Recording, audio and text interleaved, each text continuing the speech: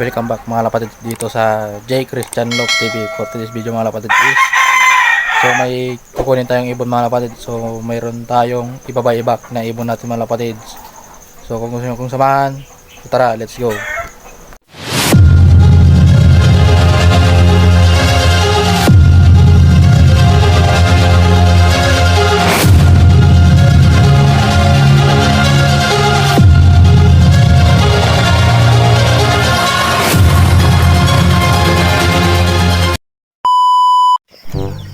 So ay mga kapatid, so ginabit tayo ng itong araw na to dahil hindi ko na malayan yung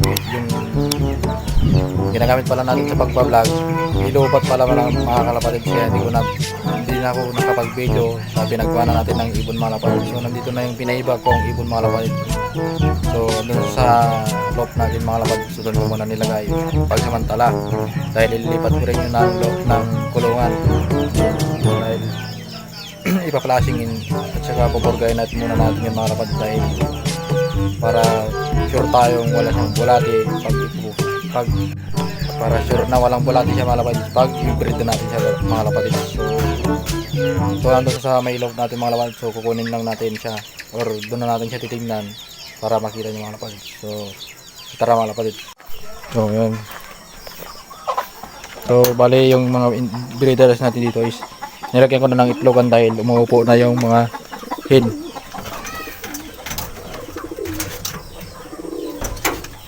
Dito na nga yung mga puti natin, oh. Medyo tumaba na sila ng konti. So yung dagit ay yan nga pala yung dagit dito na dumapo sa atin na hindi na umaalis. So nandito sa loob. So bukas papalipad na naman natin yan mga lapad.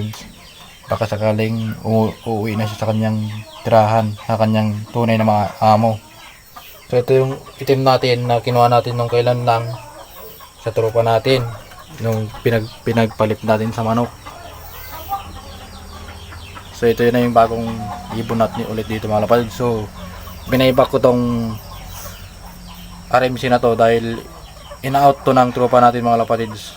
So ako na lang kumuha dahil paramihin natin yung lahi niya mga lapatid. Susubukan natin sa karira yung lahi nito dahil napaanak niya na nga, tapos yung anak nito is meron na siyang napaanak dun mga lapatid.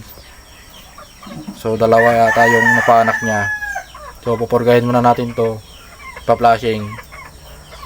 So i-condition natin siya sa pagbe-breed mga lapatid. So i-condition natin siya sa breeder.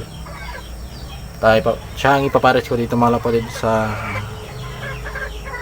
ibon na to. Bali Taiwan pala daw yung lahi nito, galing kay Sir Ronnie or Sir Rains daw to galing. So ito yung RMC natin na biniring natin sa tropa natin mga lapatids, na nahuli yata niya to eh. So yung mga puti natin na bago, medyo malalaki na rin. So pakita ko sa inyo bukas pag hindi na masyadong madilim. So kumakain na sila mga lapatids. Yan o. So ito, okay na ito mga lapatids. Ang kulang na lang dito is pagpaligo mga lapatids, dahil di pa natin mapaliguan yan. So ito na lang ang i-ano natin, ipakondisyon na lang natin. So ilan pa yung hindi pa natin napaliguan dito mga lapatids. Ito yung itim na puti natin na kapatid na ito. Pero ito nakakalipad dyan mga lapatids. So ito hindi pa masyadong makalipad dahil medyo mahina pa yung pakpak, dahil nga sa pagkabansot nila yung puti na yan. So ito bukas papalipad natin yan bukas ulit.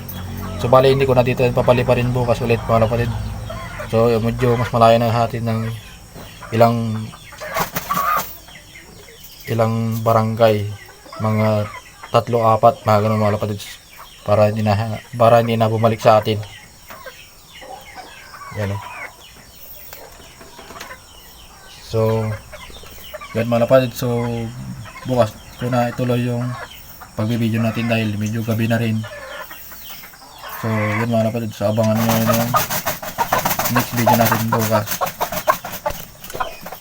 The next morning. Okay mga kapatid, so nandyan na yung mga ibon natin nagpapahinga. So, tuloy lang natin ng konti yung vlog natin mga kapatid. So, bali, update ko na rin kayo sa mga binibreed ko dito mga kapatid. So, ayan siya. Yung dalawa natin na pares. So, nilagyan ko na sila ng itlogan. Dahil nakikita ko sa hen is malapit ng itlog. Tsaka umuupo na siya dyan sa ating itlogan. So ito yung susunod. Ayan, kung mapapansin nyo, umuupo na yung hen. Siya, yung dalawa natin Dubar, si Taiwan.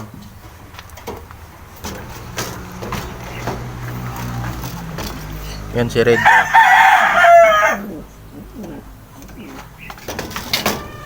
Tapos yung dalawa natin, so bali ito yung pinagpares ko sa African Black Eagle natin, yung pilay natin, ayan o. Tapos yung puti natin is nilipat ko rin sa kabila, pati na yung mga inakay. Dito sila, ayan yung dalawang natin puti.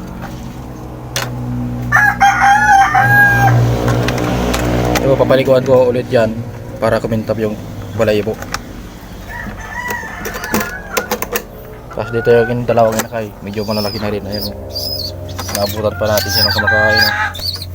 Ayan, nakagagawan sila. Ayan, pinipili.